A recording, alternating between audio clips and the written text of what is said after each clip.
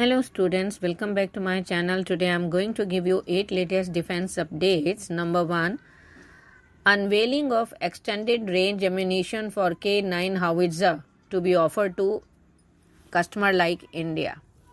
South Korean defense manufacturer Poongsan has announced a groundbreaking development in the field of artillery munition. Poongsan has introduced an extended range version of its 155 mm ammunition designed for the Hanwha Land Systems K9 self-propelled howitzer.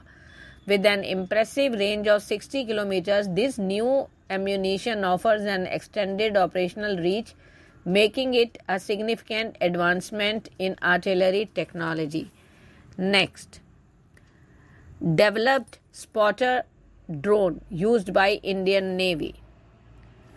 Pune-based Sagar Defense Engineering has made significant strides in the field of drone technology by developing the spotter drone, which recently played a pivotal role in tracking the descent of an Indian Navy crew module. The successful deployment of the spotter drone marked a remarkable achievement in enhancing real-time situational awareness and live tracking capabilities for critical missions. Next, approaching FATF over Canada's inaction on terror funding.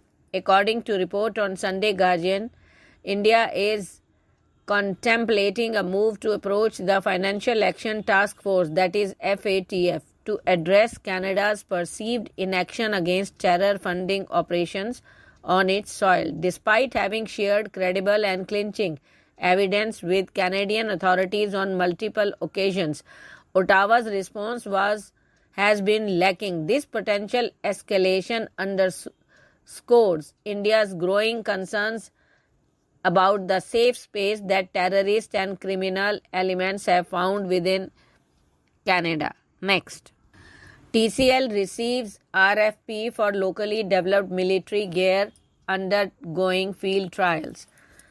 TCL, that is Troops Comforts Limited, a defense PSU, has received a request for proposal for a number of its indigenously developed military gear, while several of its products are in the field trial stage. Next, Chandrayaan 3 faces new challenges as Vikram lander and Pragyan rover remains dormant. Chandrayaan 3, the ambitious lunar mission by the Indian Space Research Organization, saw the successful landing of the Vikram lander and Pragyan rover on Moon's surface on August 23rd. The mission had embarked on a series of experiment and exploration activities providing valuable data. However, currently both lander and rover are in a state of dormancy, and ISRO is facing difficulties in reviving them. Despite these challenges, the space agency remains determined. Next, reduction in the recruitment of local youths into militant ranks.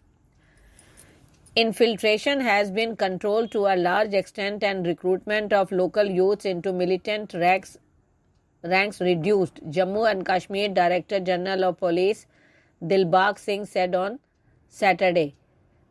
Talking to reporters on the sidelines of a police commemoration days function here, he also vowed to end the remnants of militancy. Next, Kashmir avoids Israel Hamas emotional trap. As Israel's war on Hamas rages, demonstrations are being seen in several countries in support of the Palestine cause. In India too, pro-Palestine and anti-Israel protests were held in few cities. Some organizations, including Ulema-e-Hind and left parties, held protests in Delhi, Mumbai, Kolkata, Bengaluru, Kerala and others against Israeli bombing in Gaza. But one place that has remained largely silent is Kashmir. Next, India sends medical aid disaster relief material for people of Palestine.